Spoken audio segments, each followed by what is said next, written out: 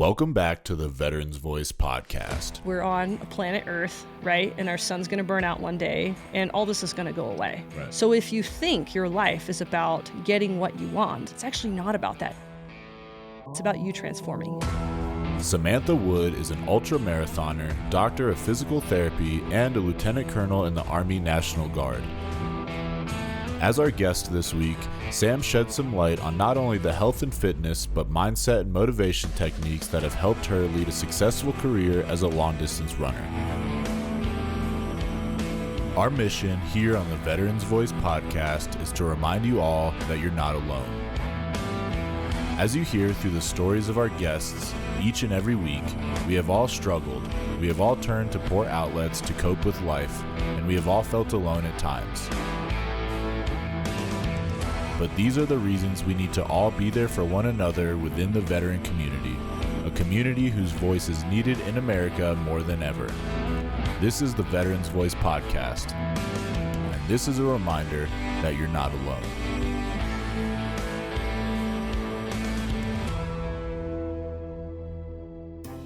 USAA is proudly celebrating 100 years of serving the military community. It was a group of soldiers who launched USAA in 1922 by joining together to insure each other's vehicles when no one else would.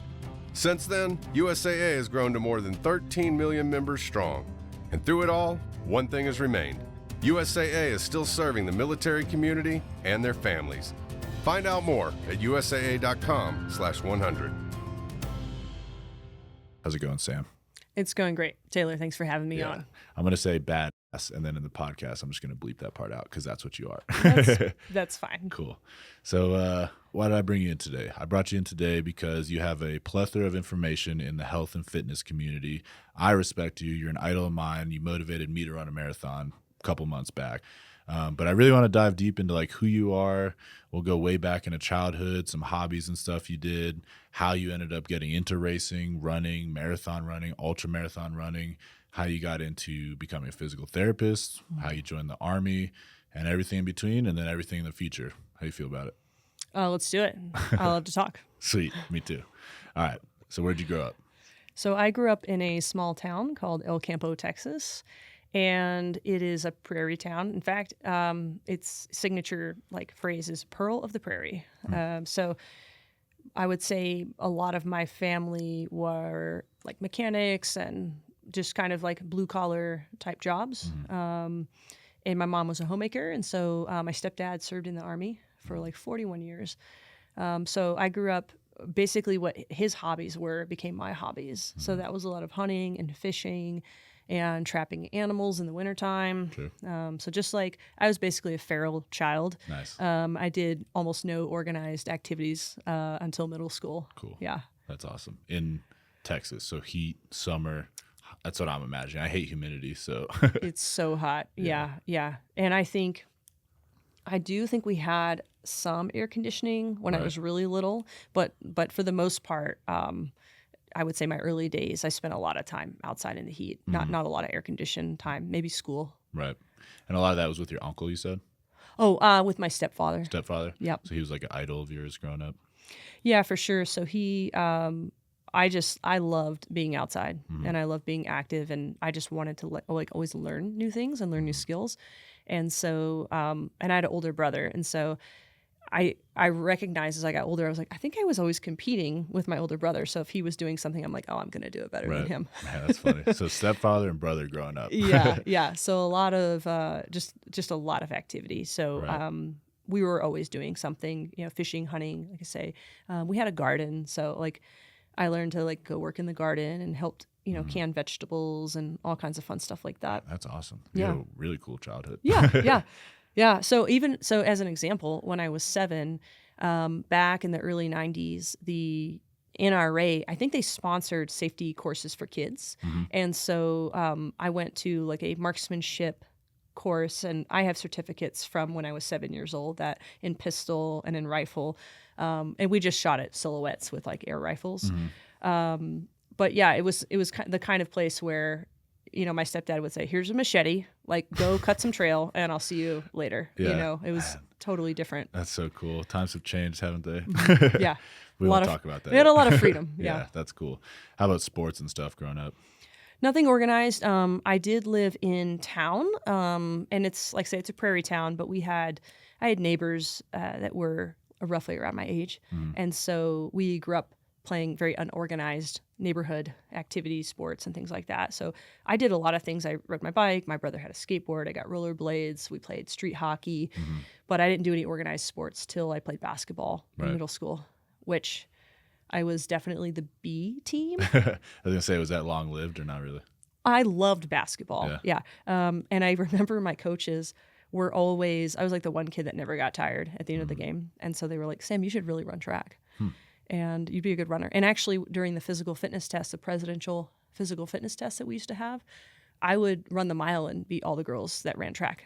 What was your mile time back then? Well, I think in 6th grade, I ran like a 6:30. Jeez. And I didn't run at all. And I didn't even know how to pace myself, but I had a lot of energy. So, but I thought running in a circle was like the dumbest thing. Sure. And because basketball, it's very strategic and there's a lot going on. It seemed more fun. But I did get into running my freshman year, and I ran cross country. I was just gonna say, so we transitioned from basketball to cross country. How did that transition happen?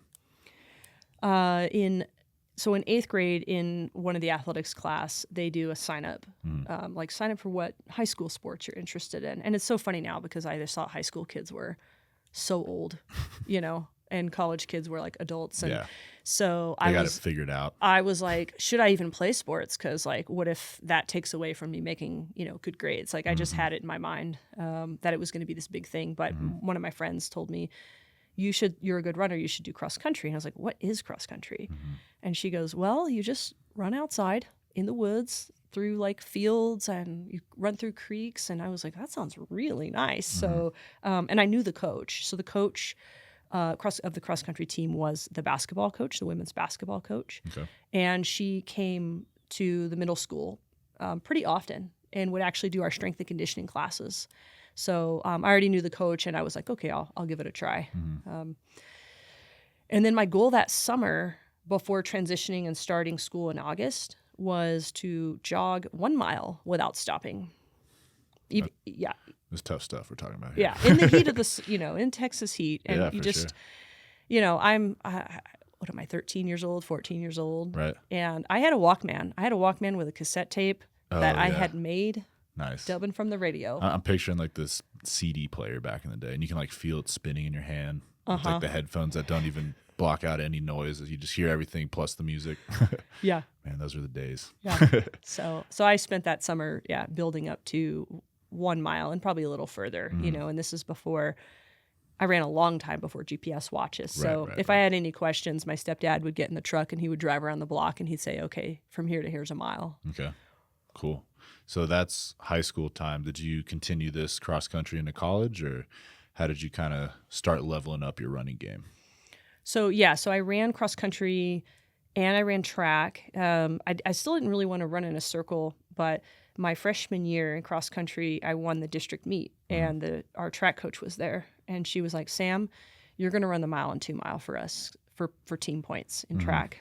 And I kind of looked at her like, I really don't want to. And she goes, it's going to make you a better cross country runner. Right. And I was like, okay, that's all you need to say. Yeah. So I ran year round. I still played basketball. But my senior year, I transitioned to just videoing the games and doing kind of team stuff. Right. And then I did transition to college. And basically, we had a couple runners from El Campo go to a school in Tennessee, and they were a year ahead of me. And so I looked around at different schools, but in the end, I got recruited by the school that they went to. And then I ran at Lipscomb University, cross country and track for 4 years. So I know you're a physical therapist now, but you studied that in the military. So what did you study in college? Exercise science, okay, which is a very common bachelor degree for someone interested in kinesiology. The reason I chose exercise science, though, I do think is I just want to make all the college students feel better about themselves. So I was on scholarship, and it was my sophomore year. I think I was headed into my second semester, and I had to declare my major. And initially I took business courses. I thought I might go into accounting and business. I took a finance course. But I loved my biology classes like the most. Cool. So I had like a week to declare my major, and I just flipped through the book, and I was reading about all the different things I could major in, and I saw the words exercise science, and I was like, well, I really like science, and I love to exercise. So I think I'm going to major in exercise science. And that was the depth and breadth of my decision making. That's funny. Before we started recording, I was telling you about this behind the scenes study I'm doing. I have a couple of those. Another one is who starts college with one idea and then ends with a different idea, and then who even sticks to that idea, 5-10 years from now. So, college, I feel like you're right. People get really wrapped up on like, this is what I have to do because this is what I started. But it's almost like college is the exposure to other options, and then you can pick one based on some knowledge you've now gained. I don't know. I never went to college, but 100%. And honestly, some of the people that are older than me that I look to as mentors, when I look at their life, they're probably reinventing themselves every 10 years. And I always think of myself, I'd like to think of myself as like a Renaissance woman. So I'm going to do this for a while. I'm going to get really good at it. I'm going to enjoy it, contribute. And then there'll be another phase of growth. Yeah. I think sticking to that first thought is like, people don't want to fail. Like, I joined as a master of business or whatever, but like I have to do that or I'm a failure. But at this point in my life, I'm more scared to like stay doing something too long and like realize it's the wrong thing. So I'm just quick to move on to the next thing. Like you said, Renaissance woman. That's pretty cool. Yeah. But tell me some more about your college years. So yeah, I would say college was, I kind of went to, I'm trying to think of like how to describe it just to the general population. I went to a Church of Christ school. And so I did not have like a party experience, and I wasn't looking for one. I didn't drink at all. And so it was kind of like a vanilla, but it was like the perfect experience for me. So I just rollerbladed to class, and I taught myself to unicycle because I just wanted to learn to unicycle, and I would even ride my unicycle to class. So it was like a lot of good, like just silly being a kid fun. And I had a good time. I really enjoyed my time on the track team, the cross country team. And there was a lot of personal development. And when it was time to move from college to grad school, I initially thought I was going to study, basically go into medical research. And so I had applied and gotten into the University of Kentucky into like a PhD research program. And I started there, but my stepdad was having some health issues. And so this is like the year after I graduated, and I was in the lab doing research, and I came to the realization when I was in a lab all day, for months, I was like, I think I actually like talking to people, as though I didn't know that. But I just, in my mind, I thought, oh, I'm a very analytical individual. I'm going to get in a lab and I'm going to like cure some disease here. And this is what I want to do. And then after a while, I was like, I've been in a lab all day and I haven't talked to anybody, and this feels so weird. So anyway, I went back home to kind of check on my family. And then that's where I discovered that the military had a physical therapy program, and you would basically join the military and go active duty. What was going on with your stepdad, if you don't mind me asking? He had some liver issues. Okay. Yeah.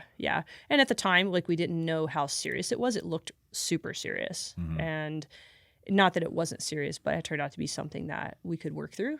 And, he's still around today. So, but at the time I was like, I don't know if, something's going to happen for sure soon. So do you guys still have a good relationship? Oh yeah. Nice. Yeah. That's awesome. Lifelong influence. It's good. That's awesome. So college, going into the military, where's your race running career at right now during this time? So in college, I ran anything from the 5K to shorter distances. My specialty was 5K and 3,000 meters. And then I was decent at the 1,500. But, once a week we would have our long run. And usually our coach, whether it was track or cross country, we would go to the park. There's a beautiful park in Nashville called Percy Warner. And they have a horse steeplechase out there. It's just gorgeous. And so that was always my favorite thing. And so even while I was in college, I really wanted to run a marathon. The coach was very much against any of us busting out a marathon because that might not be so good for our 5K. And so I waited, but about 6 months after I graduated school, I spent that time kind of marathon training, and then I ran the Houston Marathon. That was your first one? Yes, in 2008. And the funny thing was, I didn't know very much about pacing a marathon. I mean, I had some idea, but I mostly did okay. I died like the last 3 or 4 miles. And then my friend calls me up. She saw my time and she goes, "Hey, Sam, I qualified for Boston at the Marine Corps this past year, and you just qualified for Boston. So we should go run Boston." And this Houston Marathon was in January. And at the time, this was in 2008, you could just sign up for Boston. So we signed up for, I also should say, between college and grad school, I had no money. Okay. I just had no money. So I actually had to fundraise some money in my town to get a plane ticket and help pay for a hotel in Boston and go run Boston with my friend. That's pretty cool. But what does it mean to qualify? I'm naive to it. they just have I think it's like a gender and a age range, and they have times for those ranges. So you have to be laying down a time already to qualify. Yeah, you have to do, and it has to be a Boston qualifier course, and I'm not sure what the parameters of that are, but a lot of marathons are Boston qualifiers. Sure. Okay. So so that was in January. In February, I did the Austin Marathon, and then in April that year, I did Boston, and then by the summer, I did my first 50K. And during this time, I was applying to the U.S. Army Baylor program, going through the military medical, all the whole process of going into the military active duty. And then I was sworn in September. I started my officer basic course on one of the weekends. So we had like 3 weeks, I think, of field training, but they would let us go home on the weekend. Okay, because I don't want to say it's easy training, but it's officer basic. Sure. It's easy. So they let us go home on the weekend. And one of the weekends, like I just ran the San Antonio Marathon, and that to this day is my marathon PR. Really? Yeah, it's still my marathon PR. Do you mind telling us what that is? It's 3:02. 3:02. Yeah. And Jeez, dude, you're a beast. And I was just, I mean, I was running and everything, but I was, going to Fort Sam every day and doing the school, and we were out in the field. Actually, the cadre looked at me funny because we were at the pistol range. And, when I'm out there, like, we really didn't have run time. Like, we would do combatives training or rucking for the physical part for the day, but we didn't have, like, run training. Right. And I'm, like, thinking in my mind, I'm marathon training. So I'm in my boots, and there's, like, a parking area. Right. And I'm just running slow circles in the parking area. And everyone else is in the shade eating their lunch. Right. And the cadre are like, "What are you doing, Lieutenant?" Training for a marathon, I have to do 80 laps to equal a mile. 100%. So, but I think I just wanted to, I enjoyed running long, and I was in my early 20s too. So it was easier on my body. Resilient. Yeah. Yeah, for sure. So we're in the Army, training at FTXs. That's hilarious. So how was like physical therapy school, becoming a doctor of physical therapy? The Army, that was all through the Army. Is that correct? Correct. Yeah. Cool. So U.S. Army Baylor, there's an AMED center in school at Fort Sam. And so there's several programs, but the physical therapy doctorate program has been around a long time. And it's a very good school. I mean, it's a huge honor to have, basically gotten accepted and gone to that school. All I can say, ultimately, it was a beautiful, great experience. But when you're in it, it's extremely stressful. For sure. It's just physical therapy school is challenging, but when you do it military style, we were doing, probably in the thick of it, we might show up very early in the morning and do research, conduct research before our 8 a.m. class. And then you're in class all day, and then usually need to, continue to study. You're tested every week. Right. You're, before you can go to your clinical portion, you have comprehensive oral exams. So you're in your dress blues, and you have like an hour and a half of being bombarded with questions in a room with, there's like 3 separate rooms. There's 2 people per room. And they bring in like guests to ask you questions. So, in retrospect, they're not trying to fail you. Right. But it's just a lot. Yeah. It's a lot. So you like get smart or get out. Like they're not trying to fail you, but you got to get smart to pass. Correct. Correct. We had actually, one of my classmates had gotten a pneumothorax and was at, I don't know if they might call it SAMC now, but it used to be Brooke Army Medical Center. So he was in the hospital with like a chest tube for a week we had to bring him his homework so he didn't get behind. It was like, listen, Jeez. we know your lung collapsed, but we really, here's your homework. Can you drain my tube and also help me? Yeah. Jeez. It was just real fast paced. So Wow. again, in retrospect, like I loved it, but yeah. How do you get a pneumothorax? Just curious. There are lots of ways. Yeah. In his case, it was I'm trying to make it, I don't want to make anyone look bad, but it might have been a dry needling issue. And in an untrained student. Okay. That was given proper instruction, by the way. Right. Students were, I was in the class, we were given proper instruction, but some of the guys thought it would be funny to not follow all the instructions. Hilarious. And it didn't work out. Yeah. So it was just, I don't want to say guys being guys because people get crazy. Right. Anyone can get kind of crazy with instructions, but Sure. it was. I was just curious because in my line of work, I'm used to treating them from gunshot wounds and frag. So Yeah. it's like, how did you guys pull that off? Huh. Yeah. That's It was funny. it was a direct hit. It was like Battleship. It was like a direct hit, and you were like, okay, you guys. Jeez. It was So those kinds of issues are rare. Right. I would say in that case, those guys were playing around. Right. Yeah. Yeah. Unfortunate. But he's okay. Right. Okay, good. He's okay. He survived. Is he a PT now? Oh yeah. Sweet. Yeah. He's He got a made it cool through the story. course. He's done great. He's done great things. It's like they tried to kill me, but I made it. Yeah, absolutely. I mean, I don't think you want to say I almost died in PT school, but how many people could say For sure. I almost died? So now you're active duty Yes. and you're at Fort Carson, which is where we are now. We're in Colorado Springs. But how was your time active duty physical therapist on Fort Carson? Mm-hmm. So when my orders leaving school were to the MedAC. I don't know if they still call it MedAC, but basically to the hospital, attached to the Right. hospital. And there's a clinic chief at the hospital. And so in this 3-year schooling time, I really hadn't taken much like vacation at all. You don't really have that except around Christmas. So when I moved here, I still had to take my licensure exam. So I took like a week and a half. I was like, I'm not going to sign in for like the first week and a half because I got to move into my apartment and take this test. And I had taken the test. I didn't have the results back yet. And I was unpacking some of my stuff. And I get a call from the clinic chief. And he's like, hey, I just want to give you a heads up. You're going to get an email in like 15 minutes and you're deploying to Afghanistan. And I was like, okay. And today? so, yeah. And the thing about in physical therapy school is like you're there, you are military, but there's so much to learn on the medical side. That's your focus. Pretty relaxed. So I didn't even really understand, even though I had officer training, I didn't even understand the structure of a brigade. Right. Okay. And so the call was basically for me to replace another therapist that was deployed with 2nd Brigade, 4th ID. Okay. And which was not a problem, but it was very fast. Right. So yeah, within a few minutes I had an email that was like, it just asked me if I was medically able to deploy, which I was. Are you green on MedPros? Are you green? And I was like, I'm green. And then I think I had orders that day. I had a little bit of time here in Colorado because I had to get credentialed. I had to get my license. I had to get credentialed so I could treat patients.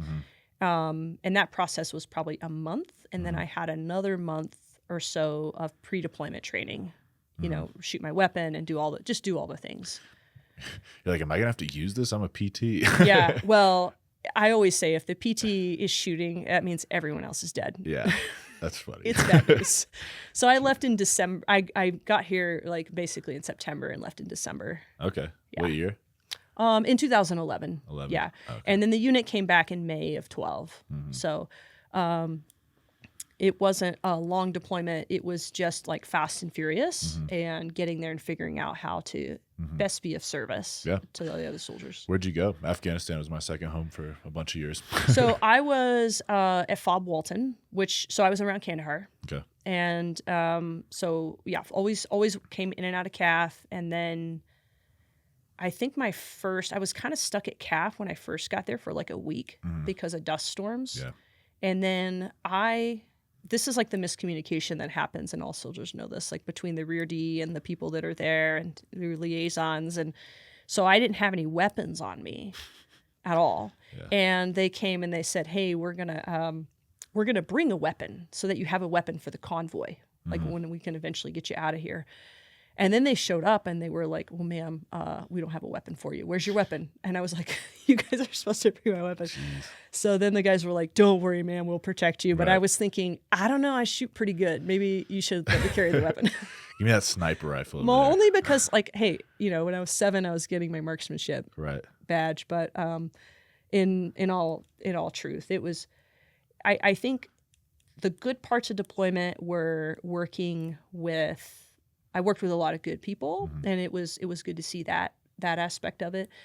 And then the challenges were just so many logistical challenges that there's just so many things that go on. And I just have, I don't know, it might be a type A personality, that I wanted to do a really good job. Right. So I wanted to be very efficient in seeing soldiers. So that was probably the biggest challenge, was Right. like, how do I see the most people Right. in a deployed environment? We're all spread out.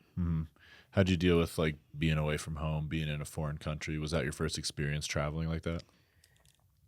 Yeah, actually it was. I thought that part would be difficult, and it really wasn't too bad. I mean, I knew there was a time that we were going to come home, and I wasn't necessarily slated. Like, a lot of soldiers have deployment after deployment after deployment, and that's very different. I knew that the likelihood that I would deploy again with the same unit was lower, because with a lot of the medical people, they do rotate people out. Right. And, we transition jobs a lot. So I saw this as, this might be my only deployment, and I really want to do a good job. So I tried to focus on that. I mean, I sometimes felt homesick, but more just, like, I'm thinking about self-care. So, Right. there's bad air quality there. Sometimes it's hard to eat well. And so I was just trying to mainly focus on the things I could control. Yeah, being deployed with a type A personality, it's like the perfect excuse to do a good job. Like, you have nothing else to focus on. It's 7 days a week, as 7 many days a week. hours as I want. I can just work, which is a burnout schedule if you don't be careful. But Yeah. I took a half day off on Sunday in the afternoon. Go to the boardwalk on CAF. Well, I was at Fob Walton. Oh, right, the whole time. Yeah. So it was a big enough fob that there was this like a 1 mile perimeter, and one of my friends was a lieutenant that would get the contractors to steamroll the rocks so that they were a little easier to run on, and I averaged like 50 miles a week. Holy cow. I ran that like 50 miles a week, because if I wasn't seeing patients or at the gym, I mean, there's literally nothing to do. Right. Just run. Nothing to do, and so, and actually, funny story is one of the guards was we had this one Afghan guard that was out on the wall, and one day he would always watch me run, and I was like, he probably doesn't know English, and I really know his language, and Right. so I would just be friendly with people. But one day I run by and he goes, faster, you slow down, and he looks at his watch, and I realized he was timing my laps Every time. and so that kind of became a game between the two of us, That's funny. that he would always, so I called him my coach. Right. He's like, what am I at? And that's funny. Be like, pay attention. Make sure we're not getting attacked. Yeah, absolutely. Yeah, absolutely. I know. Man. But for the most part, and I did a little CrossFit competition when I was there too. I had the Battalion XO comes into my clinic at like 9 o'clock at night and goes, Captain Wood, there's going to be, well, at first he said, do you want to do a CrossFit competition tomorrow at Camp Nathan Smith? It's only 3 miles away. But I'd have to convoy there. And I think Sunday was my off day. I was like, I'm just tired. Right. So I was like, no, thank you, sir. And they're like, they need a female on the team. And I was like, I think I'm okay. And then he goes, they'll be here at 6 to pick you up. And I was like, okay. Jeez, what a risk being blown So I up. got voluntold. And I mean, ultimately it was fun. It was Right. kind of a mixed team, actually. They had some U.S. military, and then I don't know if they were civilian Afghan people that were civilian that were workers there, or if they were military police personnel. But Gotcha. it was fun. Okay. Nice. Didn't get blown up, thankfully. Yeah, I was going to say, I'm not driving 3 miles to go work out. You know how scary it is out there? Yeah. I mean, we only had, so, the unit was there. I replaced somebody. So the unit had been there for a full year. And I think in the earlier part of that year, Camp Nathan Smith was attacked and the wall was breached. Yeah. And then when I was at Fob Walton, we had one particular attack on the wall that really? they thankfully weren't able to breach. But I was just doing, it was rare that I ever had good internet, but I was doing a Zoom or whatever they had back then with some friends. And yeah, and then just a bomb went off, and they could hear it from the other side, and they were like, "What was that?" And I was like, "I gotta go. I don't know, but I gotta go. Like, I'll talk to you later." Damn. All that training from your stepfather was about to pay off. Yeah, and I mean, I think what I learned when I got back, because I was not the person kicking down doors, and I was not directly training Afghan National Army, Afghan National Police. But I did share an office with behavioral health. And so as much as I mind my own business, there's a plywood wall between me and a lot of conversation. So, I mean, obviously I kept that all to myself, but I heard a lot about what was going on with, our military police and all that sort of stuff. So all that to say, what I learned when I got back was that the whole time I was there, I was actually in a very high stress state, very anxious state, but I didn't realize it because I'm like, well, I'm just what do they call them? Fobbers or fobbits? Yeah. They used to call them fobbits. I was going to say, you're too cool to be a fobbit. Yeah. But, I mean, I got it. I was like, yeah, for the most part. And then I would convoy to see patients, and I would take a bird to see patients, but for the most part as a fobbit. And I would coordinate them to come to me. Right. Because it was about seeing the most amount of people. Right. And usually it was better if they actually came to the clinic. But not always. So anyhow, I came to realize when I got back, I was like, what's wrong with me for at least a few months. Right. And then I realized, I've just been stressed 24/7, and eventually for me that did calm down, but it gave me just even more respect for, like, you were EOD. I mean, the number of things that you've done and seen in your time, I began to understand, like, a lot more about the human brain and the nervous system and things like that. Right. Yeah, I have this, I just pay attention to, like, energy, like people's energy, and I have this philosophy or theory, but if you have an anxious person and a calm person, so I'll go like this, I have one hand high and one hand low. The calm person will almost 100% of the time gravitate towards the anxious person's energy. It's rare that the anxious person will come down to the calmness of the other person, because I feel like it's instinct. Like, if this person's anxious or worried or stressed and this other person's calm, it's their instinct to wonder, like, well, what are we worried about? I'm going to come up with you. What are we worrying about up here? And that's like what being deployed is. So I always say, like, it doesn't matter if you were EOD or kicking indoors or a PT, being deployed is stressful because everyone's stressed. So I totally get it. It doesn't matter if you're sitting in an office, it's still stressful. You're still around all these other people who are really simple things too. Yeah. Like, I might be doing medical documentation and then we have a blackout of the internet. So what does that mean? Somebody died. Yeah. Yeah. And until they would black it out, so to speak, and then once the family's notified, we would have access again. So things like that. You're like, something really bad happened. I wonder what happened. Yeah. So that was your only deployment? That was my only deployment. Okay. Yeah. So I came back and I did training. I was still attached to the brigade. So, when we did a month field training at Pinyon Canyon type of deal, I went down there. And so I still had that more of a force comm, like a medical provider and force comm kind of thing going. And then so I was with them for 2 years, but just for that one deployment. I think right after I left, they went to Kuwait for another fun round of being in the desert. Nice. But then you left active duty, did some reserve time, and then you're still in the Guard. So what's been some, like, awesome things that have happened in the part-time gig?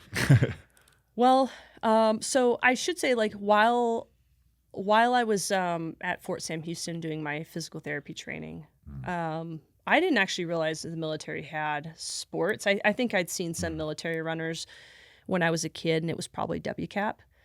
And so someone was like, Fort Sam Houston has a 10-miler team. And if you try out for the team, you can run the Army 10-miler in Washington, D.C. And I'm like, again, I'm from the prairie, Texas. I never traveled, like, anywhere growing up. And I'm like, Washington, D.C., I've never been there. This would be so awesome to represent my base. So I did Army 10-miler. And then on active duty, I did the All-Army Marathon team, cross-country team, orienteering. And during that transition over to, like, reserves, I continued to do, basically the Army, for a little while, they had an obstacle course racing team. Right. And so right as I was transitioning off of active duty is really when that program got going. But if you're reserve, you can do all Army sports. So, Right. so I didn't really do a whole lot in my reserve time. I did some military sports. I did like ROTC coverage in the summer, like for the TMC there. And I did volunteer for a couple mobilizations that didn't, like, basically reserves is where you have most of your medical assets as backfill for active duty. And so I had some volunteer positions for active duty that just fell through. They ended up not needing me. Right. So I was just kind of hanging out for 3.5 years. And then one of my friends who had been in the Colorado Guard, he was doing interstate transfer to California. And I saw him at a Spartan race in Chicago. And he was like, hey, Sam, I'm going to go to British Columbia for a 5-day adventure race sponsored by the Guard. You should look into coming into the Guard, if you're not really doing much. So that was in 2019 or 18, and I transitioned in 19. And I basically got with Joint Force Headquarters out of Sacramento, and I showed up, and the state surgeon was like, I hear that you came here for sports. And I was like, yes, sir. That is correct. I came here for sports. That's cool. I didn't know any of this stuff existed until very recently. The Army has a golf team. Do you know that? I wonder if it's through All Army because they do have quite a few different sports teams. I think they have bowling and What? See, I found out about the golf team. I've played golf almost my whole life, like since I was 12. And that would have been something I would have been not opposed to doing. yeah. And I tried. I mean, it's part of what we do. So in the National Guard, the sports teams are definitely a recruiting Tool. a recruiting tool. But I also, whether people are serving in the Guard now or they're interested in the military, I try to let everybody know about the sports teams sure. because it's a fun thing to do, and it's a privilege. Yeah. And it's a great opportunity. So yeah, I mean, I guess a lot happened in that time period, but I enjoyed my reserve time. I was just a little bit interested in some of the other opportunities that the Guard had to offer. Yeah. Is this when you started practicing PT as a civilian? Yes. So I switched over in 2015, like after I got off active duty. And I had a few different jobs. I had a small cash practice for a while, and I did part-time work. And then where I work now at Dynamic Physical Therapy, I started there in 2018, just to get a little more consistency. Okay. Which is, so the listeners know how we met. Sam is my physical therapist. Yahoo! I have a lot of issues. But yeah, so how was that transition? You go from like active duty military treating patients as a PT, and now you're 2018 in the civilian world doing PT. Was that a difficult transition? Do you have a preference on like one versus the other? That's a great question. I kind of look at it as initially it was a bit challenging because the population obviously is very different. Yeah. And so even though I do treat healthy, active individuals such as yourself, I as a patient population was seeing things that you just don't see on active duty. Right. Although you do see probably some chronic pain now, but just the amount, Sure. and kind of the general health of the individual. So at first I felt like a little bit overwhelmed. I was like, how do I take care of these people? And I can't order them. Like, it's not like when the soldiers come, I'm like, look, I know you have PT time every morning. Yeah. So like, do your PT then, and it's just a more controlled, structured environment to a degree. And not that I would ever order a patient around, but I would laugh to myself. I'm like, how do I motivate this person, who maybe has never been physically active to start taking care of themselves? So, Wow. Yeah, but honestly, those challenges have made me a much better physical therapist, and I just think a better human being, working with people and seeing, sometimes we look at people that we don't relate to and we just shrug them off. We're like, I don't understand them. And you just kind of leave it at that. Like, people do that, I think, sometimes. And I really felt like there was a lot I could learn. And so, yeah. So I think initially it was difficult, and now I feel like I'm a much better practitioner for it. More well-versed.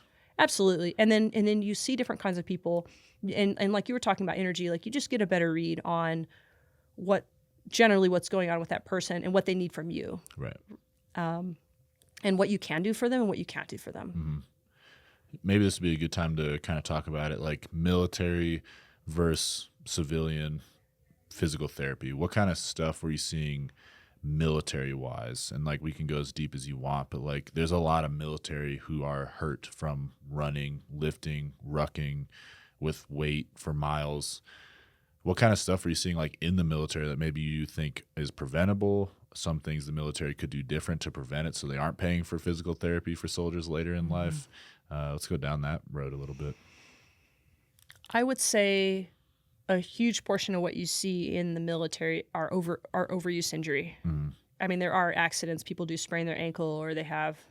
I had a guy that someone drove a forklift into his butt, like into his hip, and severed a bunch of stuff. Man. So there's accidents. There's all kinds of training accidents, but a lot of it's overuse. So, before we had gone on the air, I was saying I had went to Master Fitness Trainer School in 2019. And so that's been a while now. But at the time, I felt the doctrine that they were teaching is actually pretty well rounded. And so your Master Fitness trainers at least are getting what I would say is very good information. Right. But I think it comes down to priorities and then also mindset. So because the same is true for us. Like if you were running a marathon, your first marathon, and your aim was to beat so-and-so, is that a good aim? I mean, it depends. Am I capable of beating that person? Or am I going to push myself till I die? Yeah. Well, exactly. Yeah. It depends, right? And so, I don't know. I think in the military setting, what I've seen is folks push way beyond what they've actually trained their body to do. Sure. And there's a time and place for that. I always tell people, especially when I talk to veterans and who come in the clinic, I'm like, listen, if you're getting shot at, I want you to run. I want you to push through pain. I don't care about your feelings. Like, just, get to moving. Like, that's a certain situation. But does that strategy serve you in your day-to-day life? Right. And so it's looking at what are the strategies that are actually going to serve you day to day. And, for me, that's getting good sleep. That's good nutrition. That's knowing the fundamentals of what you're training, having a certain amount of consistency and variability in your training. So when I was on active duty, I didn't get to train with soldiers. I ran sick call when they were doing their training. I would take breaks from sick call at times and go to the battalions and kind of watch what they were doing. And I'd brief the commanders, and I don't know that the commanders cared very much, but I would do my best to kind of say, here's what I'm seeing in this battalion. Like, here's the injuries I'm seeing. I would do injury surveillance. Right. And I would say, all these guys are coming in with whatever kind of injury, and they're getting it running. So can we change your running schedule? Right. So that was something I worked on with the brigade. Right. But everyone's got an opinion on fitness. That's for sure. That's for sure. And I usually think people think it always has to be hard, right? So people tend to gravitate towards like, what's the hardest thing in front of me? Like, who's over here doing the hardest workout, or what did I see, on social media? Or I think there's that group that gravitates towards just like it always has to be hard. Yeah. And then of course you have individuals that I had a patient come in one time, God bless her. She had just come from AIT, and she was like, I don't really like to exercise. And I was thinking every Army movie that you've ever seen in your life involves lots of physical training. So the Army's a bad place to be if you really hate exercise. Sure. That's funny. So you have some of those folks too. Yeah, I have like a very distinct memory in my mind right now. I was 18 at Eglin Air Force Base in Florida attending EOD school. That's when I joined the Army, 18. I'd never really ran a lot in my life, but I was just that age. I could do anything. And we got like all the older guys who like reclass. They're like mid-30s. They're not really taking care of themselves, but they're like warming up like a fiend. Like they aren't sure if they're going to pass this. So they're freaking out. Like, I got to stretch my hamstrings. Like they're getting hurt before the test because they're stretching so hard. And like, then everyone runs, right? And then after the fact, those same guys are like smoking cigarettes, cracking a Monster, and like, taking their whatever. I don't know what they were doing, but just not cooling down, not stretching. And then there's like another group of like the people who were, passing casually, and they're all stretching, talking, they're not out of breath, they're just very relaxed. And I went over to them and introduced myself. I was like, hey guys, I've never really ran. I passed. Seems like you guys know what you're doing. But yeah, I feel like what I said before that was like the norm in the military. Like people didn't train for doing these really difficult things, whether it's a 12-mile ruck, a 2-mile run, deploying, running around in kit, practicing pulling patients, and just very taxing work. People didn't prepare for it, and then they would do it and then not take care of themselves after. So my thought process about kind of the military and whatever tests, because people focus so much on the test, Right. and the test itself was never meant to be something that you got promotion points for, that you were rewarded for. The test was meant to be a way that you could test all your soldiers, and then your commander would have an idea of what's the fitness of my force. That was the purpose of the test, is data collection. Okay. I really wish that were still the purpose of the test, because where we need to focus is on the actual, it's like, I don't care what the goal is. I want to know what you're doing every day. Right. What are your daily habits? And what are you teaching soldiers? How are you training them? What's the culture? What you can say you prioritize fitness, and then your soldiers are, when I was active duty, the amount of time I had wasted, right? Standing doing nothing, Right. and I could be productive. So it really comes down to literally, what are you doing every day? I honestly, if you could give me a group of people and, have me train them, Right. And then just, who cares what their test says? Like, if when people are ready to go, For sure. when they're ready to deploy. And so I just think the way that the test is used is problematic. Right. There's more of an initiative to push way too hard because there's promotion points. There's the guy to your left and your right. It's not about, I run all the time, let me just run this 2 mile real quick. I see what you're saying. Yeah. I mean, I'm all for setting goals. I set goals for myself, but what happens is people show up to the test, they're not ready. Yeah. And then they want to get as much out of it as they can, and they end up getting hurt. And I don't know that you can fix that behavior other than because again, it really comes down to the day to day. If your body's not used to doing something, you're going to risk injury pushing way beyond it. It's Right. that's not a mental thing. The mental part is, can you push? And honestly, I get a lot of patients that come in and they say, oh, I have a high pain tolerance and that sort of thing. And that's fine. Maybe they do. But I don't want people to romanticize pushing through pain because, believe it or not, that's innate in most humans. Right. Most people can push through a lot of pain and sure. really hurt themselves. Yeah. So I don't like to glorify that. It's not a superpower. Yeah. It really is not. I mean, it is in a way. It's a survival mechanism, is Right. what I'm getting at, and it is a superpower. But it's common to humans, Right. and I've seen all kinds of people that you would look at and you would think, that is not an athlete, that is not a whatever, and they've been able to do amazing things. Or I say amazing things. They've done really hard things, and I mean, if you want, you can tear your muscles off. For sure. So it's kind of like, I guess what I'm getting is, I don't like to glorify that. In certain situations, life or death, go for it. Yeah. I was going to say, this is kind of like a bigger picture thing too. I've seen it in like the business world too. People think achieving a certain level of success has to be painful, be stressful, be whatever. Same thing with physical fitness. It's a little sidetrack, self-fulfilling but prophecy. yeah, people think it has to be this like huge, endeavor to do something, when in reality you should just be focusing on the basics, get healthy and master whatever you're working on and slowly grind higher. That's a whole nother podcast though. Yeah, well, and I do think there's a tendency, if it's so, I think being healthy and doing those things, when we talk about the fundamentals, is relatively simple. And I think where people get sidetracked is the messaging is very different. It's like, you need an expert for this, or you have to whatever. And there's a lot of things for sales, what I'm saying. And so I think at the end of the day, people think, well, it must be complicated because Right. there's like 40 billion different exercise programs out there, and it's actually not that complicated. Yeah.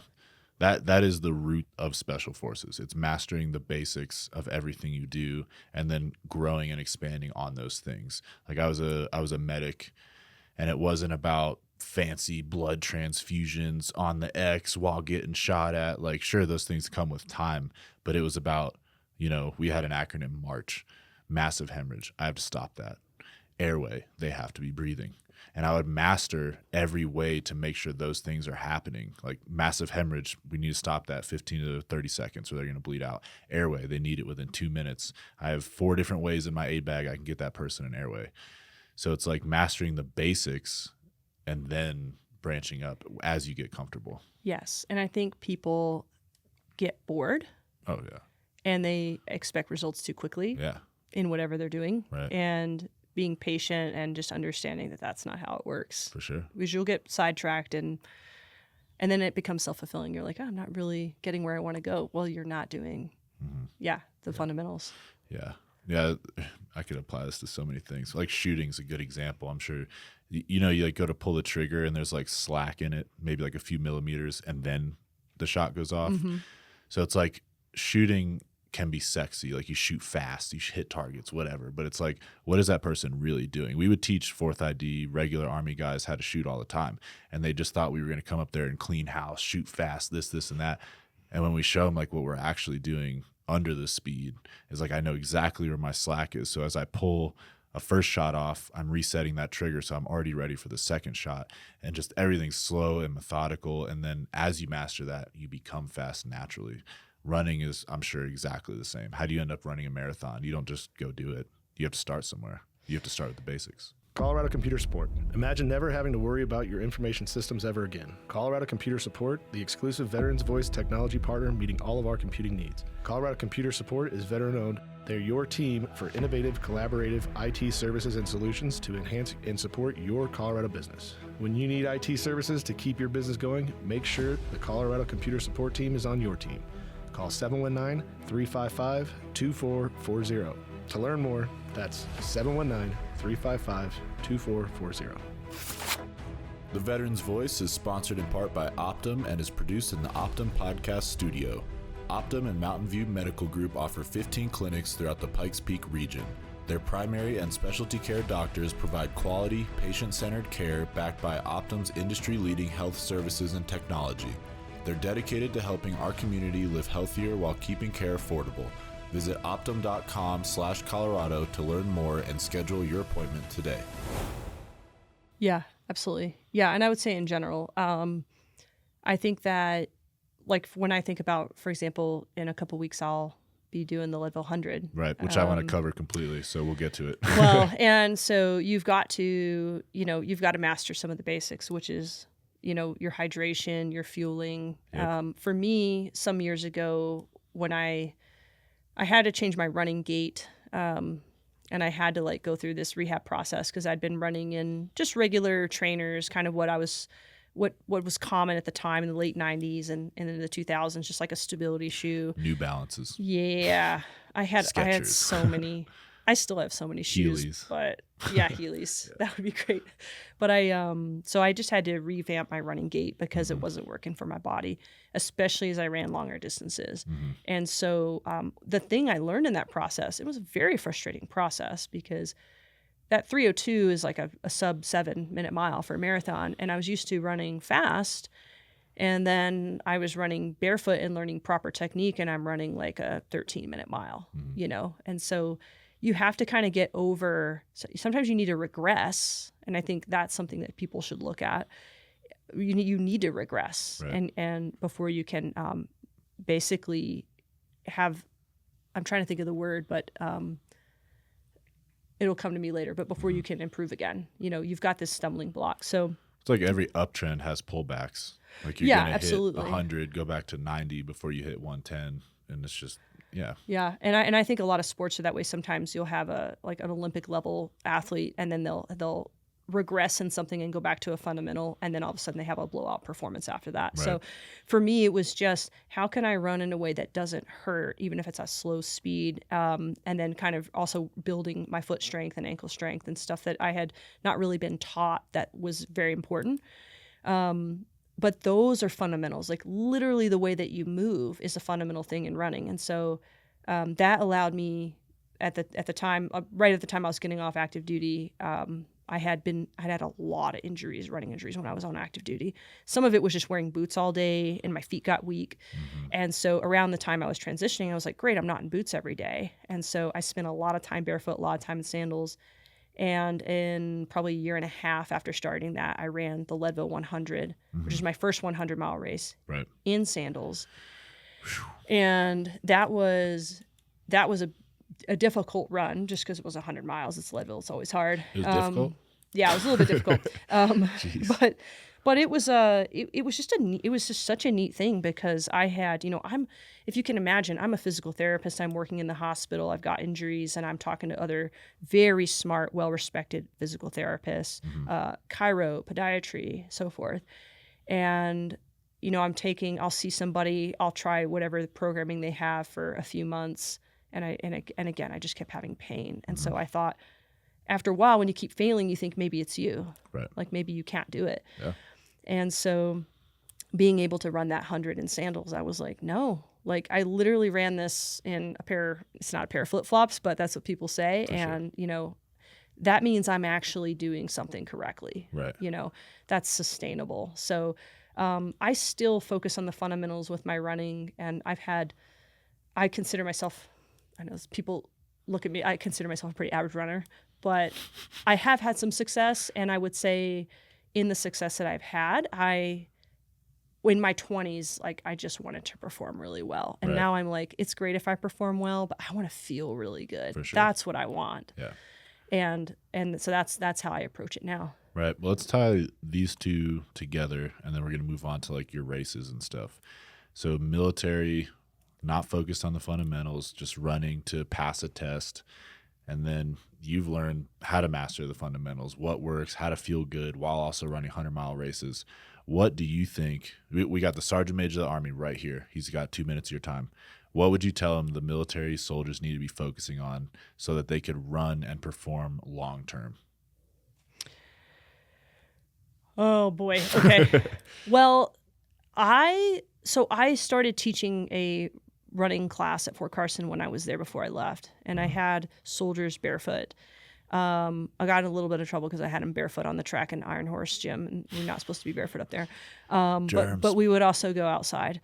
And I actually think having soldiers take their shoes off is not a bad idea. I got a lot of flack for it. In fact, I got a lot of flack saying I was going to injure soldiers, and I was like, no, they're already here, they're already injured. Wow. and I got a lot of good feedback from soldiers. But what I think is to slow down, and get the fundamentals right. Like, and it doesn't take that much. Literally, if you can just run people through some drills, and then as they're running, don't make it about the pace. People should be running at a talk test most of the time. If you can't talk, Going too fast. you're going too fast. Yeah. And there's just, a handful of fundamentals. Right. There's actually, I think I had you use it. Did I have you use the float run harness? Yes. You brought it in. Was that awkward? It was awkward because that's not where I usually run. Yeah. So I'm like, I'm just running completely wrong. Yeah. Well, and it's difficult to make everyone's movement the same, right? Because we're all human beings and we have different nervous systems and bone structures. But in general, there are fundamentals. It's like learning a certain, like the butterfly stroke in swimming. Like there are fundamentals to it. There are fundamentals to running. Right. And so teach the fundamentals. It's actually not that hard. It doesn't even need to be like pose method. It can literally just take off your shoes, jog real slow, and maybe put a float run harness on. Right. It doesn't take much. You can't make it about speed when it's about form. Right. Yeah. And you have to rewire that. For a lot of people, if we had people running around, in sandals or barefoot, most of their life, they would have perfect running form. Most people would have beautiful running form. Right. I thought you were going to say if we had our whole military running around in flip-flops, but yeah. And so I just, how you want to set that up is up to you. Right. I've heard so many different ideas over the years. Like maybe we don't need to always have everyone PTing first thing in the morning. Maybe there's a better time to do it and how we structure things. One of the things I saw on active duty was that depending on the mission, soldiers were getting pulled for lots of stuff. So if you're short on people aren't necessarily even doing regular training, Yeah. But these things don't have to be. I would say, hire me. I will come out and I will show you how to do it. There you go. Samantha Wood. Yeah, I would agree. I remember day one, basic training, they just dragged us out of a bus and we went for a run. There was no education on how to do so. Yeah. And listen, when you're working with, well, I don't know how it is now, but used to be if you're working with 18-year-olds, 20-year-olds, it's not a big deal. Right. Like, the body's resilient, but that's in a young person that's been active their whole life. Yeah. And so if you're getting recruits that have not ever run, you you really need to teach them. And actually, I feel like in basic training and probably AIT to some extent, there's a lot more control over that. For sure. And I do think there's better instruction. And then I think a lot of that falls off once people get to their unit. Yeah, for sure. Yeah. I don't know. I think basic training, they should do like, the first week before things get crazy. They teach you like how to do stuff, like proper exercise techniques, stretching techniques, dynamic and static. Maybe they teach you some like mental health coping strategies. Like I'm a hippie, but like meditation, yoga. Oh, I meditate. I love meditation. For sure. Like imagine if we taught everyone that the first week, and then they went on their 20-year career in the military, and they just knew how to like stretch after they worked out and then meditated in the evening. Oh my God. Yeah. Yeah. No, I think that's a brilliant idea, and that's the kind of stuff. It's just prioritization. Yeah. I think some things, because they're harder to see. It's kind of like mental health in the military, which I think, or in America, I think it's had more visibility over the years. But there obviously was a time not that long ago where it's like there's nothing wrong with you. Right. If you can't physically see it, there's nothing wrong with you, and on that side, what I'm getting at is I think equipping soldiers on some of the internal stuff. I was kind of going to go into that earlier, but even when you said, okay, if the sergeant major's here, like, what would you say? And really, whether it is running, physical training, doing well in your job, doing well in your relationships, like think about what's really important in your life. There's an internal emotional regulation that we all need. If we don't have it, we will compensate. Right. And that compensation can look like anything, right? But when you have a good internal sense, right, you might be training, you're like, oh, that squat doesn't feel good today. And I'm not boiling in anger on the inside. And normally I would just push through pain. You know what I mean? Way people use exercise. Yep. And so there might be a willingness to like change what you're doing. So I think just the internal sense, which I just think meditation is really helpful for that. Yeah. But if people don't know that, I think it's easy for people to downplay For sure. the effects of that. Yeah. But I had a patient earlier this week in the clinic, and so this person doesn't speak English, and so I'm going through her daughter to translate, and I'm hoping that what I say is translated by her daughter and the meaning is getting Right. across. But long story short, she has chronic pain and she compulsively cleans her house for 9 hours a day, which she wasn't really able to tell the other therapist just the way the session was going. And then I came over, I had a cancellation. I sat down and started talking to her because she'll have like horrible flare-ups of pain, but she compulsively cleans her house for like 9 hours a day. And she's an older woman. And so I told her, I said, she has depression, anxiety. And I said, when your thoughts are controlling what you do. Right. And I was telling her, you're going to have thoughts. You're going to have all kinds of thoughts. The problem is not that you have the thought. The problem is that you believe it. Right. And that's where all of us, to some extent, have behaviors that or areas of our life we know we can do better and we want to do better. But until you understand what thoughts are driving your behavior, you're just going to be on autopilot. Right. It is complete autopilot. Yeah. And that's honestly, whether we're talking about military service, if we're talking about life after military service, and just life in general, like all of these things, our health, all of it comes down to what are we literally doing every day? And what are we telling ourselves? What's the story we're telling ourselves? Anyway, I work with a lot of people on that. I didn't realize when I went in physical therapy, I thought I'd just be taping people's knees and like popping their back. And then I realized really a lot of this is human psychology. For sure. Yeah, I was just talking with somebody, kind of a similar topic, about having goals. Like, is having goals harmful or helpful? Obviously, there's a bit of both here. But like, and it all depends on your thoughts. But like, let's say I have a goal of like, fill in the blank. I want to run a marathon, since we're on the topic of running. Is that person going to feel like a failure every day until they accomplish that goal? Or is it possible to see the process working towards that goal, like 1% better every single day? Like, I ran 2 miles yesterday, I ran 2.5 today, but I'm still not a marathon runner. It's like a slippery slope, but I feel like it's in the same realm of what you're talking about. So how do you feel about goals? That's a great question. I want to figure out how I should frame my answer because I still set goals. They were very helpful in like my teenage years. It was like set the goal, go after it. You learn about yourself in the process. So I think there's a certain time period where it was very like set SMART goals, and work towards them. And sometimes just going through that practice again, you learn a lot. But nowadays I look at goals as if you envision yourself, what you would say is, okay, at this moment, what is the best version of myself I can imagine? What are the things I want to do? You have to change to get there. Right. And literally, I think that's what life is about.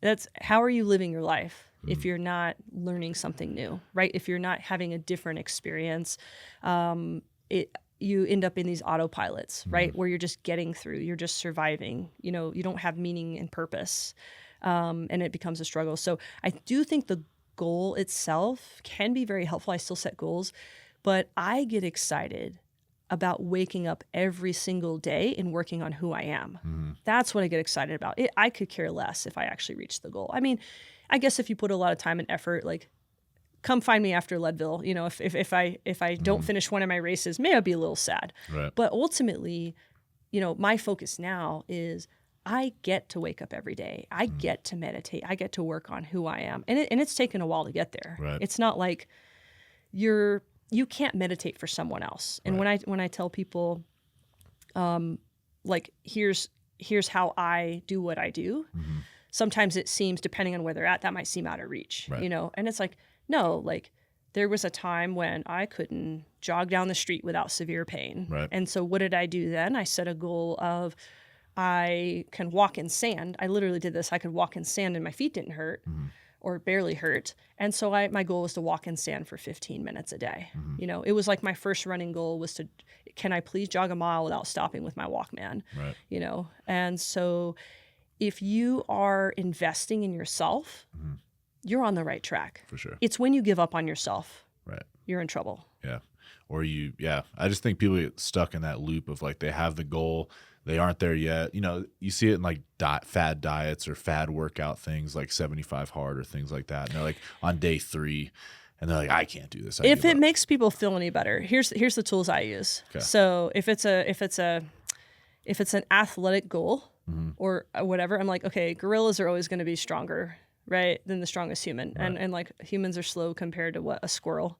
Like, Yeah. so in the animal kingdom, we're not particularly, what I'm saying is at the end of the day, the only reason any of this matters, your career goals, any of this matters is because you gave it meaning.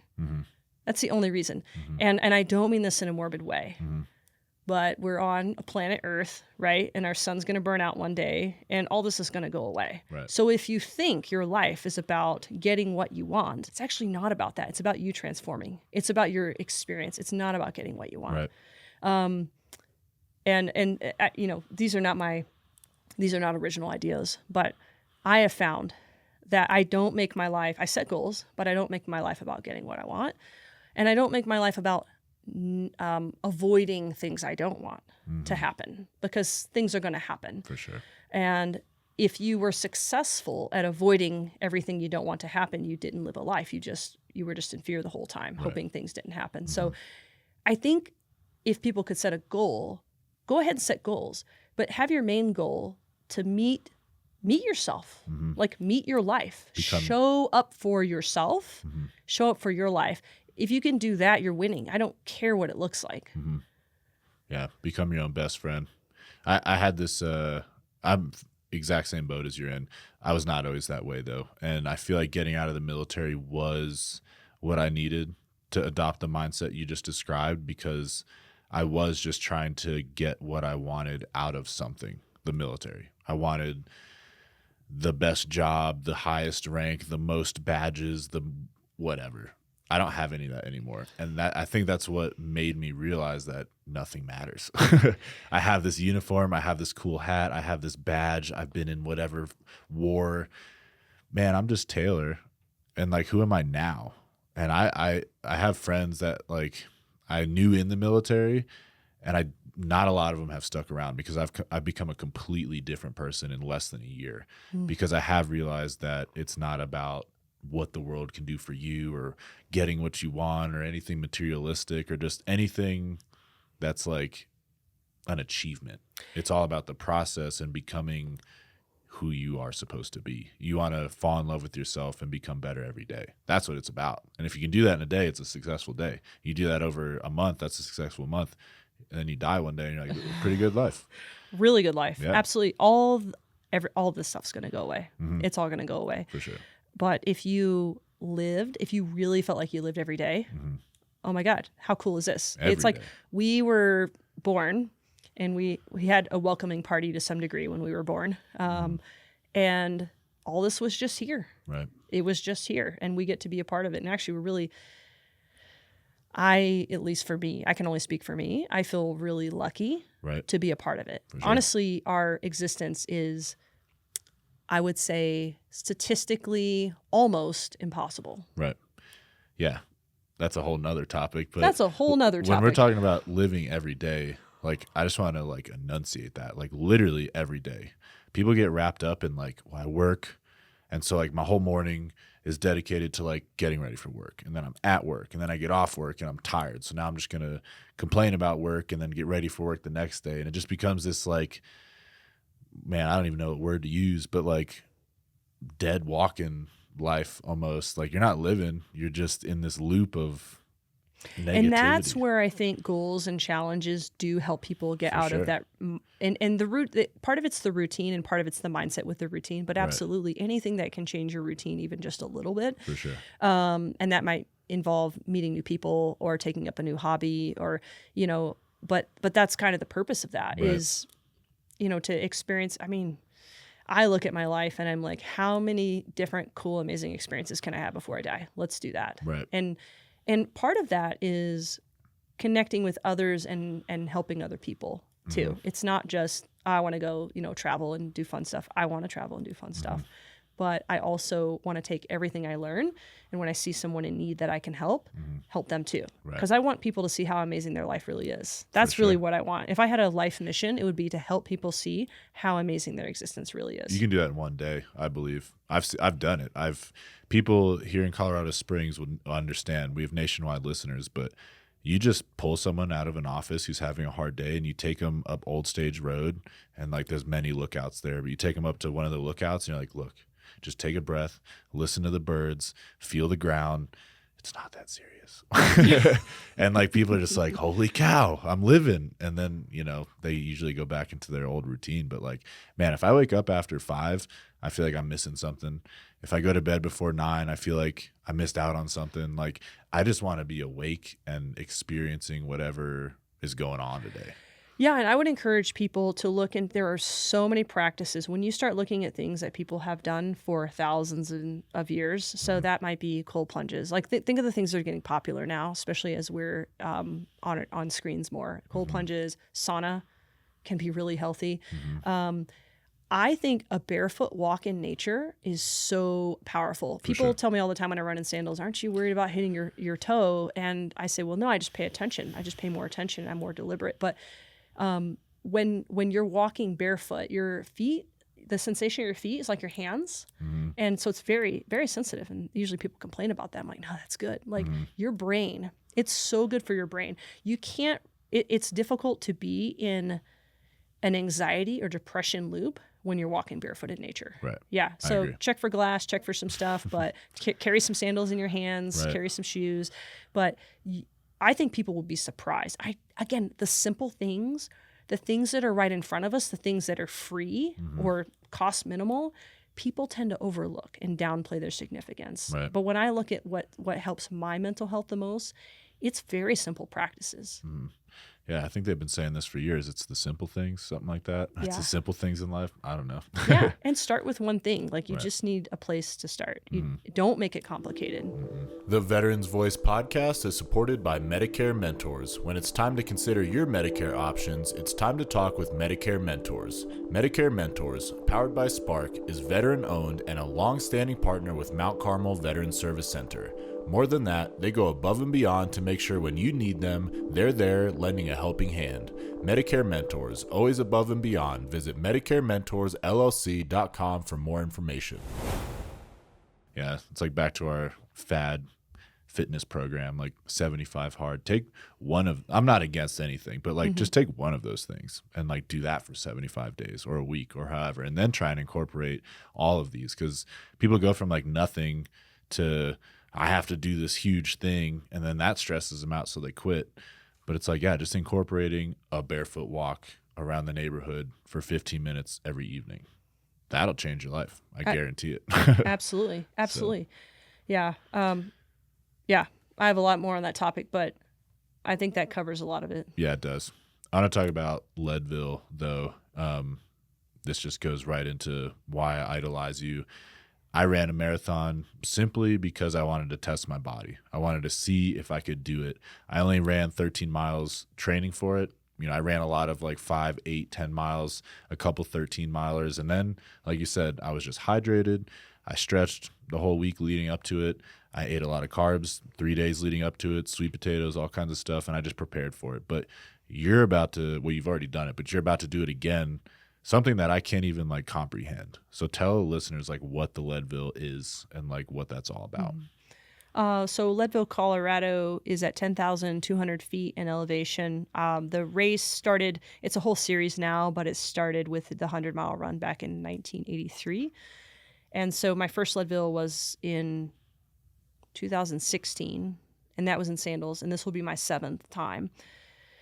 But basically, I would say your lowest point's like maybe 9,200 feet down by the lakes, and then it's an out and back course. And so as you start in the town of Leadville and you run towards an old mining town called Winfield, and you have to go up and over Hope Pass, and that's about, I think it's like 12.5 or something, and you go over that twice. It's not.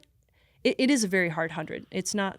There's so many now. I can't say it's the hardest 100 at altitude in the United States, but it's very difficult. And it's a very runnable course, which you'll find ultra runners like to hike, myself included. Right. So, but it's a course you have to get out there and run For sure. to make the cutoffs. So it's not just the 100-mile race though, right? Like it's a whole event.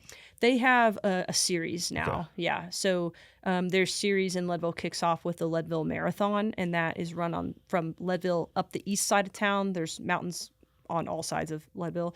And that goes up Mosquito Pass, which is over 13,000 feet, and back down to town. And then they have a 50-mile run and a 50-mile bike. And so this year I did the marathon and the 50-mile run as part of the Lead Challenge. And then this weekend I'll do the 100-mile mountain bike. And then Sunday I will do the 10K run. They just throw in a random 10K for fun.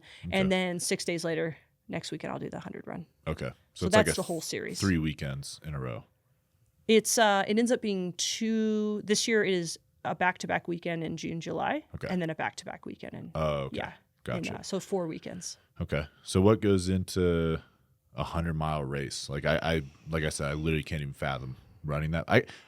I would get uncomfortable knowing I was about to go drive 100 miles because that's going to take me like a couple hours or an hour and a half. So like running 100 miles, what goes into that? Mentally, physically, nutrition, hydration, all of it.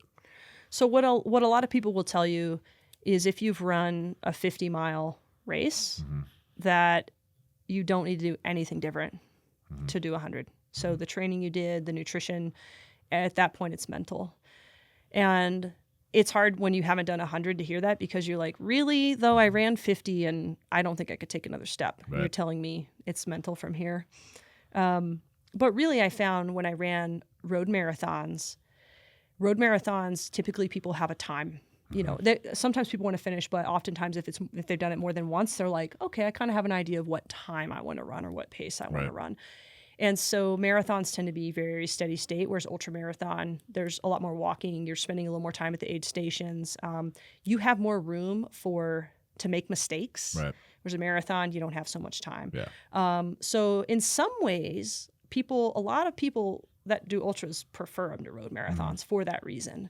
For me, they're more laid back too. But what goes into it? Honestly, I think if you can do a 50K, which is 31 miles, it's the same thing. You put it on repeat. Right.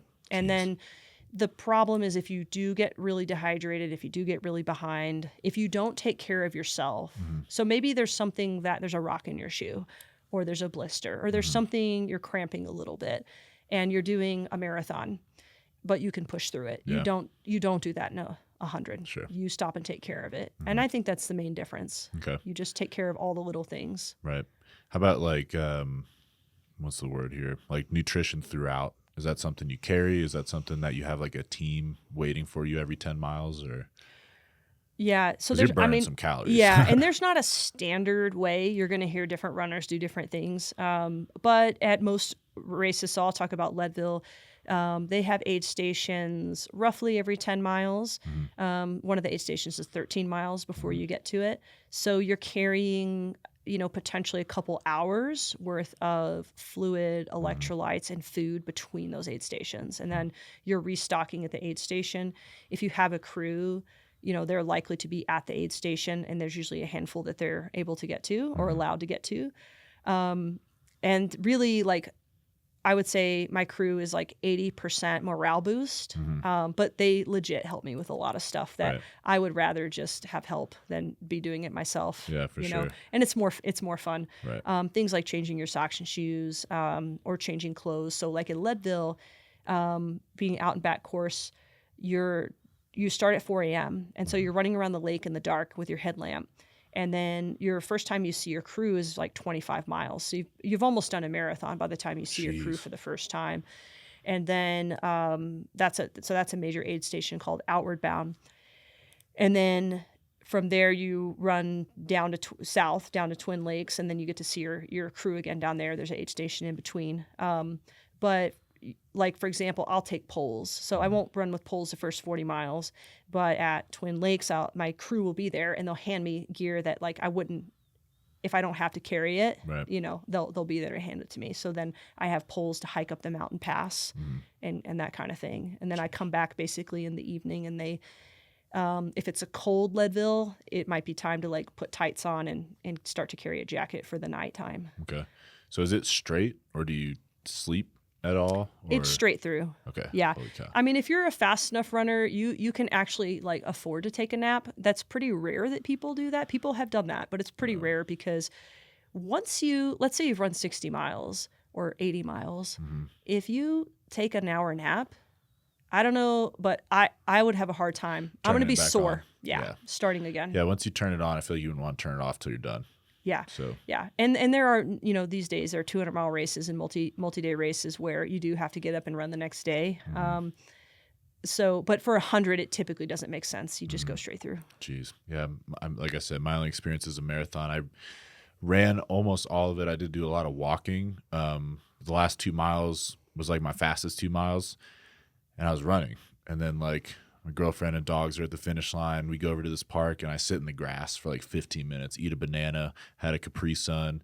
People are Yeah. petting the dogs. I'm like, this isn't bad. And I go to stand up, and my legs give out. And like, I'm not exaggerating. My legs gave out, and I fell to my knees. And then I'm like walking on glass back to the car because my feet were so raw. My quads are like completely swollen. Knees are hurting.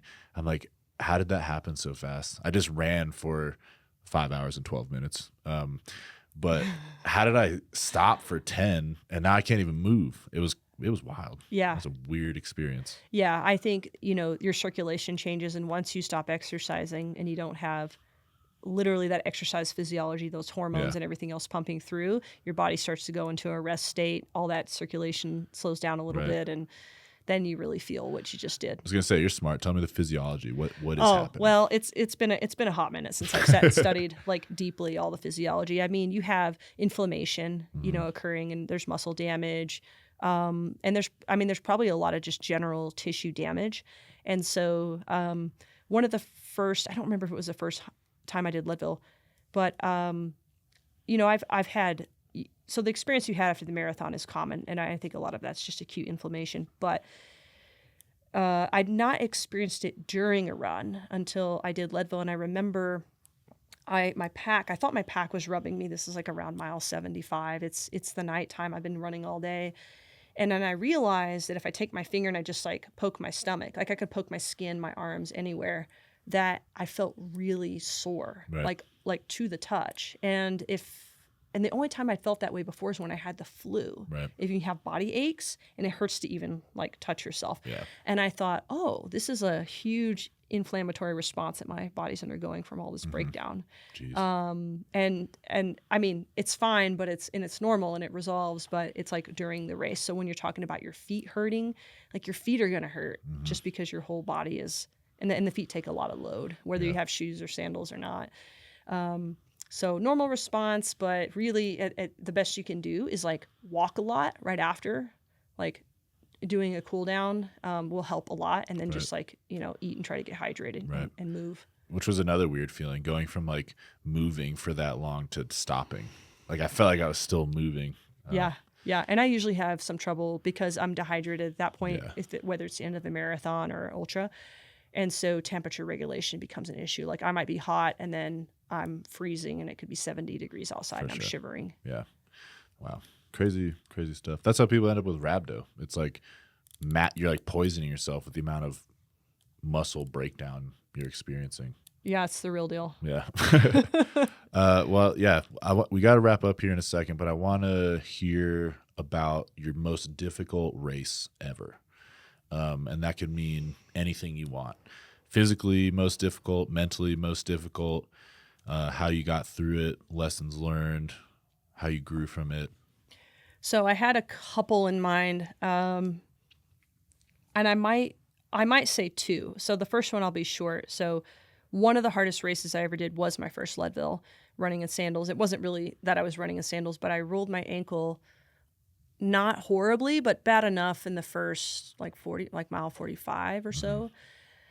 And I kept debating with myself. I said, do I continue or not? And I just kind of, I think the next 10 to 15 miles I kind of did okay. And then I almost had to walk it in from there. So I had to basically like a 50K, the last 50K, I kind of limped it in.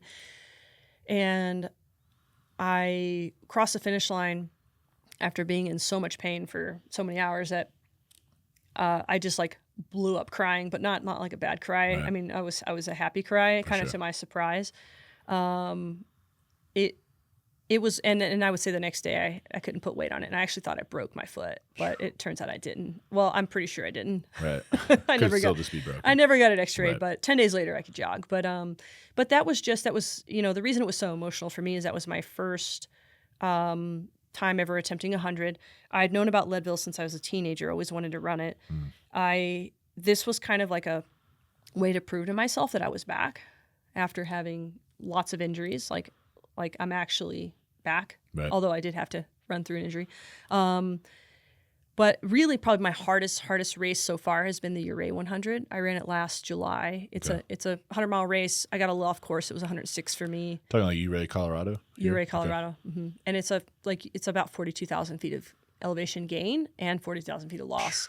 And they give you 52 hours. It took me 45 hours. So I was out there 45 hours without sleep.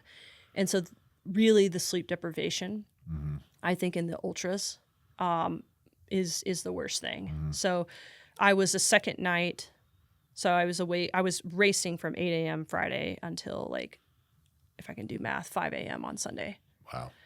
And the second night I could hardly walk in a straight line. And some people, like in the military, like the things that you've done, you've probably had very long periods of time without sleep, but I had never gone more than one night. Right. And so that was interesting. I probably hallucinated a little bit. I saw this guy that had a motorcycle on the side of the trail, but there was no guy with a motorcycle. Yeah. And it was just some random stuff like that. That's wild. So what were like some takeaways from that? Do you have any crazy sleep deprived thoughts, or just pushing your body to that like level? Were you able to, grow as an individual? Because like now I didn't think I could do that. I did do that. I'm proud of myself. Yeah. That's a good question. So for Ouray, I think for Ouray, it was about keeping a certain mental attitude. And like, I couldn't let any negative thought pervade my mind. So any negative thought that I had, which was plenty frequent in 2 days and 2 nights out on the trail, especially it was hot. It was abnormally hot. We didn't have a single cloud. So it was just a like muscle cramping kind of situation. But anyway, I think with that, it was just when you're doing something and it's like, I think of like a military mission, you have a limited amount of time, like you've got to get it done. You cannot afford to think anything negative. Mm-hmm. And actually, this is something that I've used a lot with healing and recovery or goal setting, is how long after you have a negative thought are you going to hang out with that thought? Because it's not helping you. Right. And so that was a huge takeaway. You have a limited amount of energy. Shouldn't be wasting it on that. Yeah. And for the Leadville race, I think I would say it's pretty similar. It's just those thoughts are going to come up. Yeah. And then they become the easy way out because now I can stop. I can't do this. And they're always going to come up. Yeah, for sure. They're always going to come up. How can they not? Yeah. I'll just share mine real quick. The hardest thing I've ever done was Special Forces selection. The literal last thing you do is an unknown distance, unknown time ruck march. And this is after 19 days of 2 to 4 hours of sleep. Nutrition, they do feed you, hydration, yeah, but just completely exhausted. Like you are dead going into this. They start you at 1 a.m. And you're done when you when you cross the finish line, which you don't know where it is, and you don't know how far, and you don't know how long it's going to take. So it's all kind of like in this area of North Carolina, right? So it's all there. You know where you're at. And we have like the headquarters where like the barracks and stuff are. So that's where you start. But it's kind of just this huge clover leaf. So like you go way out miles and then you come back and then you're like, are we done? No. And then you go way out again. And that probably happens 5, 6, 7 times. And each time you're like, nope, that wasn't it. So what, 10 more miles? And whew, yeah, we started at 1 a.m. I think it was summertime. So the sun came up at like 5:30. And I thought we were close. I mean, it's not a we thing. You start as like a group of 100 and you don't see anyone by the time you're at like mile 10, 11, 12. And I don't think I finished until about noon. And it's like an 85-pound pack too. So it's like 55 dry, but you have to carry 8 quarts of water, 6 MREs, your gun, all this other stuff, plus your heavy boots and all this other stuff. And the unknown distance was the hardest part because I didn't know how far I had to keep going. Like it was just this unknown that was just eating you away. And I'd say I saw the most people quitting within 2 to 3 miles of the finish line, which we didn't know existed yet. Right. But this time when we got back to the headquarters area, that was it. Well, isn't that a good metaphor for life? For sure. You're almost there all the time. So just keep going. Yeah. But it is mentally, and that's why maybe when you come back to goals and setting goals, it's like, you don't know if you can reach the goal. If you are going to reach the goal, there's things outside of your control, but you gotta keep moving. Yeah. Regardless. For sure. Well, I'm super proud of you. That's a crazy achievement. I didn't know you did 7 Leadvilles. That's wild. This will be my 7th. Oh, this will be your 7th. Yeah, this will be my 7th. For sure. That's super impressive. Well, I appreciate you coming on the Veterans Voice podcast. I know you're not a veteran yet, but you've been a huge supporter of the military community, being active duty, Guard, Reserve, the whole 9. You're still helping us out through PT, and now you're inspiring everyone through everything you're accomplishing with marathons and Leadville and ultras, and you have your own sandal. Can we plug that real quick? Yeah, it's a limited edition, so I think it'll be available for another week or 2. But okay. It's called the Sammy Sandal, and it's from Luna Sandals. Okay. So if you Google Sammy Sandal. But that's okay if it's not available. But Luna Sandals, I run it a lot. It's a great company. Mm-hmm. So yeah, if you like stuff, check it out. Yeah, for sure. Do you have do you encourage people to follow a social media of you or anything? Or? Yeah, I have an Instagram at Wood Ultra. Okay. It's just one word, my last name, Wood and Ultra. And so I post some race stuff on there, maybe depending on who wants to follow. But I tell people if they have any, therapy questions, running questions, they can just DM me and I'll send them, the best info. Awesome.